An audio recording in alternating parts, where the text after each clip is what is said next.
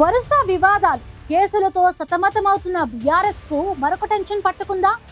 Party working president గా ఉన్న కేటీఆర్ ఇప్పటికే కొన్ని కేసుల్లో విచారణ ఎదుర్కొంటున్న టైంలో ఆయన్ని మరొక వివాదం చుట్టుముట్టిందా? తాజాగా కేంద్ర మంత్రి బండి సంజయ్ కేటీఆర్ పై చేసిన ఆరోపణలేంటి?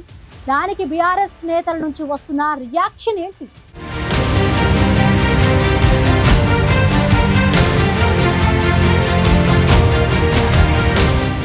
బీజేపీ సీనియర్ నేత కేంద్ర మంత్రి బండి సంజయ్ సోషల్ మీడియాలో చేసిన పోస్ట్ దుమారం రేపుతోంది. బీఆర్ఎస్ వర్కింగ్ ప్రెసిడెంట్ కేటీఆర్ ని ఉద్దేశిస్తూ ఆయన చేసిన పోస్ట్ కలకలం సృష్టిస్తోంది.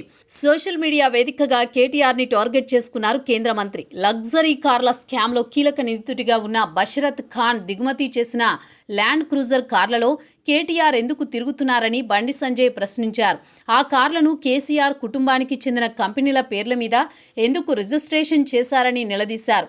ఆ కార్లను మార్కెట్ ధరకు కొన్నారా లేకుంటే తక్కువ ధరకు చూపించారా అని ప్రశ్నించారు. దాంతోపాటు ఆ కారు కొనుగోలుకు సంబంధించిన చెల్లింపులు బినామీల ద్వారా జరిగాయా లేక మనీ లాండరింగ్ జరిగిందా అనే కోణంలో విచారణ చేయాలని బండి సంజయ్ డిమాండ్ చేశారు.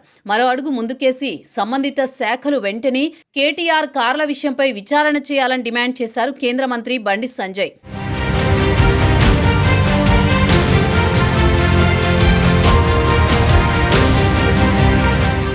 ఇప్పటికే ఫార్ములా ఈ రేస్కి సంబంధించి ఆరోపణలు ఎదుర్కొంటున్న కేటీఆర్కి ఇంపోర్టెడ్ కార్ల వ్యవహారం మరో తలనొప్పిగా మారింది.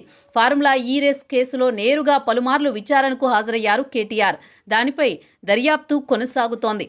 ఇలాంటి టైంలో లగ్జరీ కార్ల ఆరోపణలు బీఆర్ఎస్కి తలనొప్పిగా మారాయి. అయితే ఈ విషయంపై చర్చ పెద్దది కాకముందే తిప్పికొట్టాలని బీఆర్ఎస్ భావించింది. అందుకే బీఆర్ఎస్ సీనియర్ నేత జగదీష్ రెడ్డి ఈ అంశంపై స్పందించారు. బండి సంజయ్ ఏ షోరూంలో కొన్నారో కేటీఆర్ కూడా అదే షోరూంలో కొన్నారని కౌంటర్ ఇచ్చారు. మరోవైపు సెకండ్ హ్యాండ్ కార్లను ఎవరైనా కొంటారని చాలా ఈజీగా కొట్టిపారేశారు జగదీష్ రెడ్డి. దాంతోపాటు కేంద్ర హోంశాఖ సహాయ మంత్రి కనిపెట్టింది ఇదేనా అంటూ వెటకారంగా మాట్లాడారు.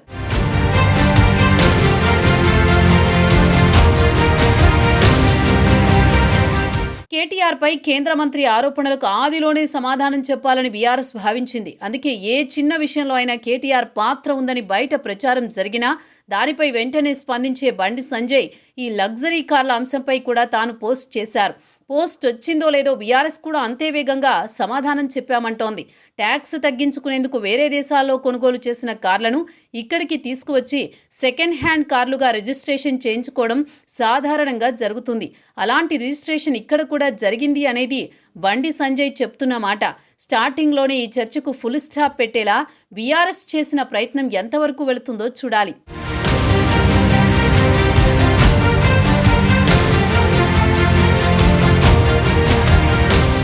కేటీఆర్ మాత్రం ఇప్పటిదాకా తన ల్యాండ్ క్రూజర్ కారుపై వస్తున్న విమర్శలపై స్పందించలేదు. పార్టీ సీనియర్ నేతలతో మాట్లాడించిన కేటీఆర్ భవిష్యత్తులో దీనిపై చర్చ మరింత ముదిరితే తానే స్పందించే అవకాశం ఉంది. మొత్తానికి ఇప్పటికే పలు విషయాల్లో తనపై ఆరోపణలు చేసిన బండి సంజయ్పై పరువు నష్టం దావా వేస్తానని చెప్పిన కేటీఆర్ కార్ల వివాదంలో ఏం చేస్తారోనని ఉత్కంఠగా చూస్తున్నాయి బీఆర్ఎస్ వర్గాలు.